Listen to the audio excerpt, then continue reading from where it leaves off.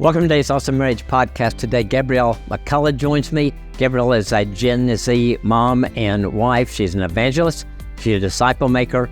She is a Bible teacher who's fighting for the next generation to be found faithful.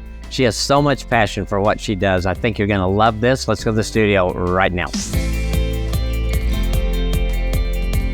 Well, Gabrielle, thank you so much for being on the Awesome Marriage Podcast. Welcome. It's so good to have you here as our guest today. Thank you so much. It's a gift to be here. I'm honored. I'm so excited about this conversation. So let's kind of let's start off with maybe a little about background, how you came to faith, things like that. Especially people who may not know you yet. I know they will, but right now. So kind of share that part of your story with us. Yeah, absolutely.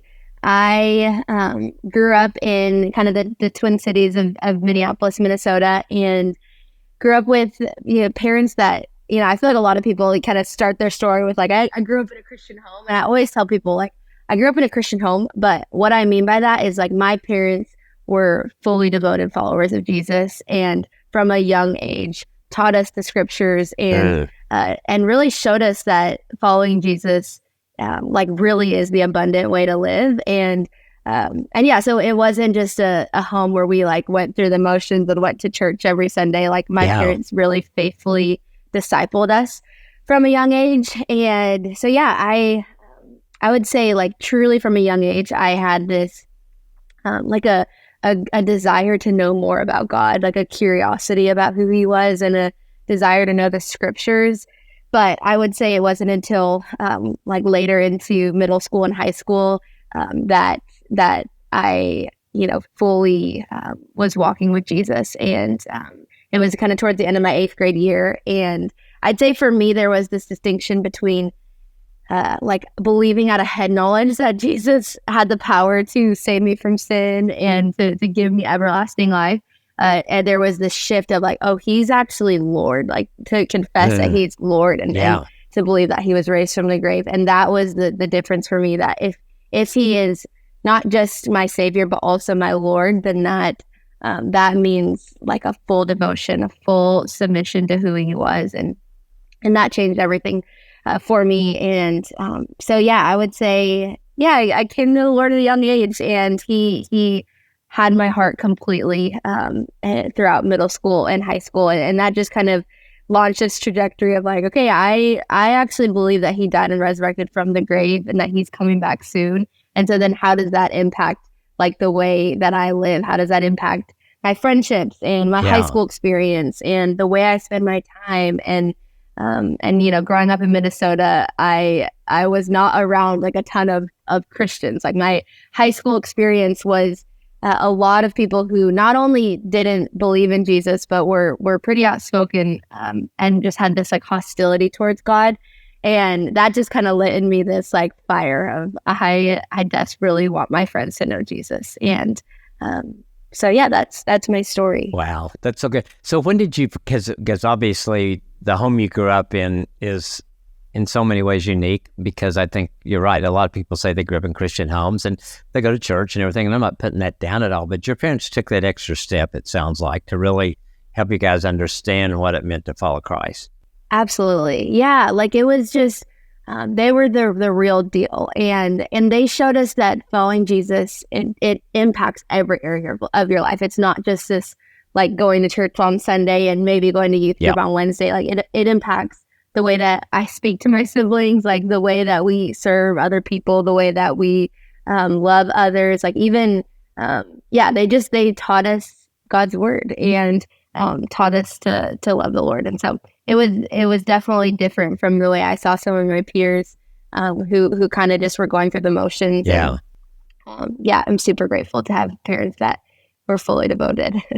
Yeah, I think it's interesting that you felt just probably a lot of us where you live, the culture you were in, but some of the hostility, which I think, unfortunately, our culture, we continue to see that not only with people your age, but people my age and all ages. And so, at a young age, how did you battle that? Because as a teenager, I mean, it's hard at any age, but I think as a teenager, it really has to be hard because these are people, you can't get away from these people. You're with them every day at school and you just, they're there. Absolutely.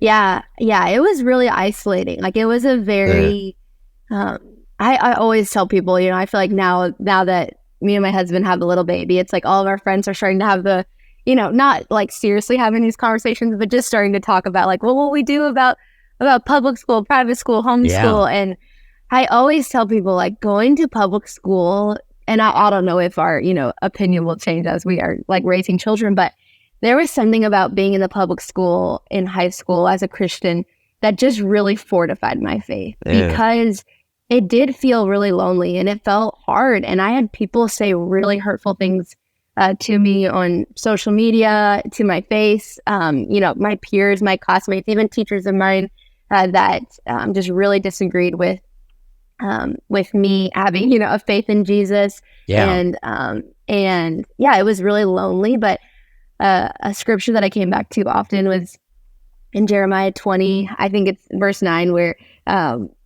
Jeremiah is just saying, like, if I say that I were to, not mention your name or speak any more about who you are, like, there is in my heart a fire shut up in my bones that I am weary with holding it in, and I cannot. And I just felt that, like, the name of Jesus and the truth of the gospel is like this fire shut up in my bones that I cannot help but tell others about. Like, I can't hold it in. And so though it was hard and isolating, I feel like God, just in his kindness, as he does, like, gave me the grace to persevere and really have this posture of, like, Romans 1:16, like, I am unashamed of the gospel, for it is the power of God for salvation. And that is what gives us the boldness and the Spirit, of course, dwelling in us, that gives us power to be his witnesses. And so, he in his kindness, like, taught me how to persevere, even though it was hard and lonely at times. What would you say to high school students, and even those that are in kind of where you are right now, just in your age group, that are kind of feeling the same things you felt? They're feeling hostility, they're feeling those things. Well, how would you encourage them? Yeah, I think, I had my brother-in-law, there was this one, like, specific circumstance I can think about where, I had a couple of friends at school that had, like, said hurtful things to me. There's, like, a whole story to it. But I just remember him saying to me, like, texting me and just saying, like, hey, truth sounds like hate to those who hate the truth. Oh. And just, like, this, I feel like this piece of, like, okay, the message that I'm proclaiming about Jesus and the truth of the gospel, like, it is, like, it's not a message that the world is like fighting for, that the world loves. Like, truth sounds like hate. It doesn't sound like the loving thing to the world. And so, like, I think knowing that was helpful, and then trusting, like, hey, it is God in his sovereignty and kindness. He is going to draw people to himself. Like, he is going to soften hearts and open blind eyes and cause the deaf to hear.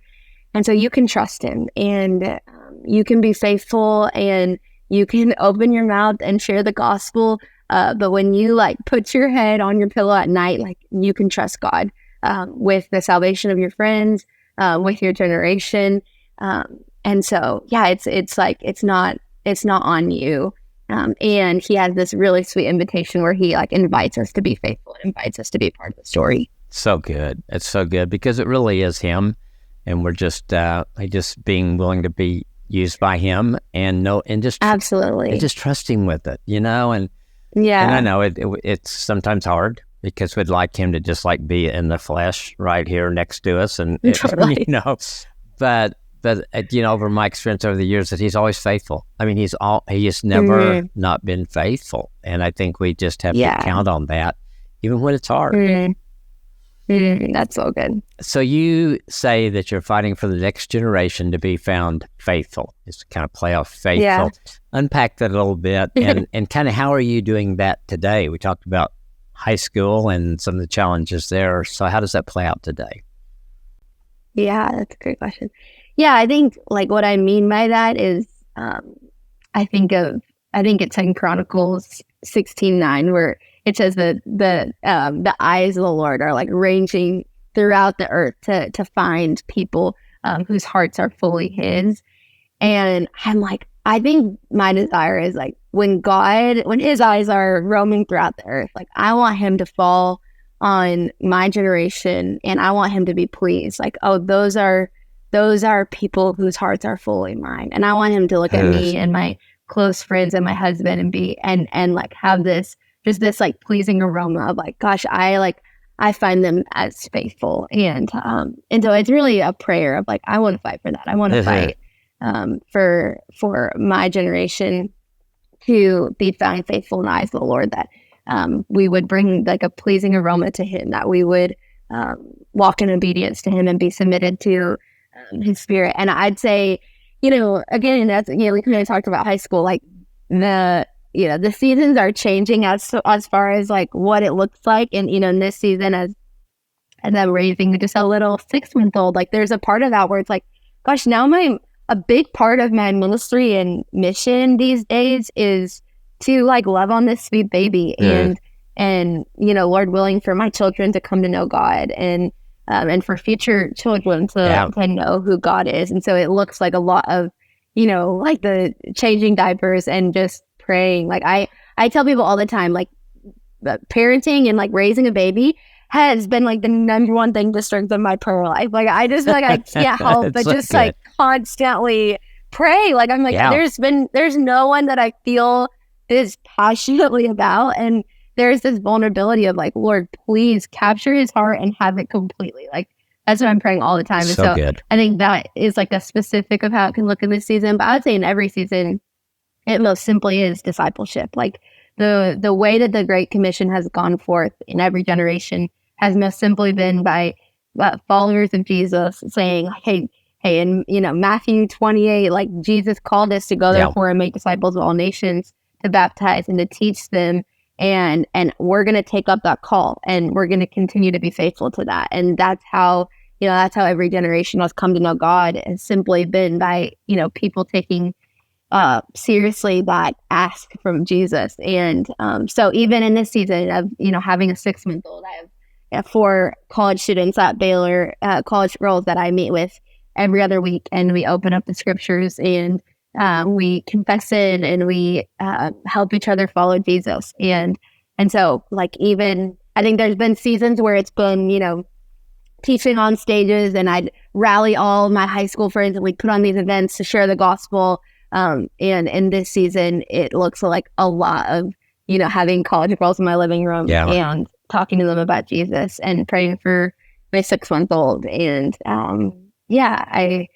I want to see people come to know God. And I think every single one of us is called to disciple others in whatever capacity that looks like. I think some people have a larger capacity in seasons. But I think in every season we need to be discipling others. Absolutely. The girls that you're discipling, the Baylor students, do you see anything any challenges they're facing now that are different than the things you faced just a few years ago? Yeah, it's interesting because I feel like my experience in high school, or my experience growing up in Minnesota, was more of like your classic, like when we hear about the like destruction that's happening in the next generation, or how people are throwing out authoritative truth and holding to a relativism and postmodernism. Like that was more my experience. Yeah. And I feel like that's kind of what you hear about. I feel like what we're running up against in Waco and with college students here is in some ways the opposite, or I guess just a difference of like we feel like the war we're up against here is just cultural Christianity. Like I mean they have pretty much the majority of students that we interact with, or college students that I know here, have kind of grown up. They've grown up in the church. They have it's Bible Belt Christianity. They have heard the gospel said a million times, and they know a lot in their head, but for a lot of them it has not that head to heart connect hasn't happened. And so there's this like just kind of going through the motions of like, we see college students that are getting drunk on Saturday, but they still show up to church on Sunday. And it's out of this, like, it's just what they do.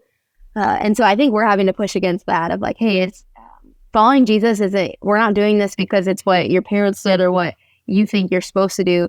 We follow Jesus because we love him and he has our hearts completely. And when he has our hearts, like there's an obedience that is compelled out of that, that isn't out of drudgery, but it's out of like a true delight. And so showing college students that there is like a delight in obeying Jesus, and yeah, like authenticity. Like I think because they've grown up in the church and because it's like what their parents did, what their grandparents did, I think they saw in their parents and maybe their grandparents this kind of like putting on a facade, like you put on your Sunday best. You know, being around college ministry at Baylor, it's like you'd even see people that like didn't even necessarily go to church, but they'll like dress up on Sundays just for the appearance of going to church. And I think something that's refreshing about this next generation is they seem a little less tempted by that. Like they seem, it feels like they want something that's authentic, and they're not as tempted to just like go through the motions. Like it feels more so like if they don't want to go to church, like they're not going to go. And they want something that's more authentic. And so that's something that excites me about my generation is, I think those that want it, like want the real thing. And they're not afraid, like even the college students that are sitting in my living room every week, like they're not afraid to share like the depths of their sin. And they're not afraid to, they're not afraid to confess like what they're actually going through. And so that's exciting because I'm like, we can work with this. Like if you'll actually like live in the light, then like we can figure out what it looks like to heal and to walk in freedom. But if you're just hiding and isolating, there's less opportunity to experience like the transformation. Yeah, that's so good. I agree. I think the word cultural Christianity, especially in the Bible Belt where you live, where we live. So it's easy it's not the hostility you felt when you were growing up in Minnesota. But yet I think there's so many issues that come along with that because it just, that's totally. So interesting to talk about. Yeah. So I'm going to lunch on Sunday, so I better wear a suit or better look like I went to church in some way, just so you can play the game. And so helping those women get deeper and really understand what it really means to follow the Lord. That's really cool. Absolutely. It really is. What about, since, I think the stats are for most people going to church that say they go to church, it's like 1 out of 4 Sundays. So how does being an active part of your local church, how is that important, and what do you see in that?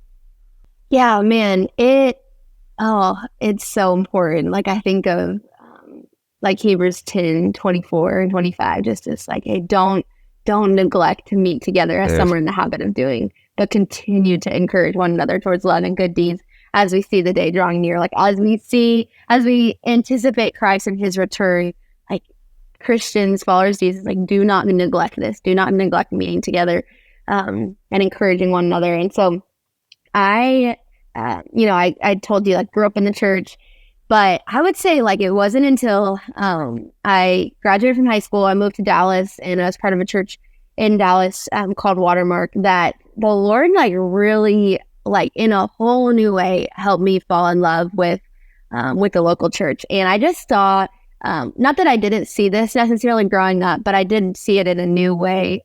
Just that like most simply, like the church, the local church is like God's, his plan A, like his mission to reach the world is through his church. And being in Dallas, and now I can say the same thing about our church here in Waco. Like I've seen the people of God like actually be like the people of God, like how we're supposed to live, and how we're even like the community group that me and my husband are in currently. We just like when you read Acts 2 and you see like the early church and the way that they prayed together and the way that they shared their possessions with one another and gave generously, like I just feel like I'm watching that lived out through our local church here, and it just stirs my faith. Like when Hebrews 10 talks about like continuing to encourage one another, like if I weren't like an active member of our church or like actively in community, I feel like I would so quickly like just have this like slow fade in my faith, where I'm meeting with people on a weekly basis. I'm weekly and daily in a lot of ways being encouraged by my brothers and sisters in our home church, and it just spurs my faith on. Like it makes me want to follow Jesus more. We answer 3 questions in our like time together as our kind of like community group in our church. And those 3 questions are like, how have you fed your flesh? How have you fed your soul? And how are you feeding others? And like, if I wasn't being asked those 3 questions every single week, it would be really easy to not be in a weekly rhythm of confessing sin and repenting from my sin, and be easy to just neglect spending time in the scriptures or in prayer, and neglect feeding my soul. But when I'm every week not only sharing those things of like, hey, this is what I read in the scriptures this week, and this is how it's encouraging my soul, like that's really helpful because it's accountability for me, but it also spurs me on to then hear like, you know, one girl in my community group, she's studying Isaiah, and another girl in my community group is studying Philippians, and like I'm also being spurred on by them. And then that last piece too of how are you feeding others? How are you sharing the gospel? How are you discipling others? We get to be encouraged and spurred on by one another in that way. And so, yeah. It's so transformative for our faith, and it's so just like essential for the believer to be connected to the local church.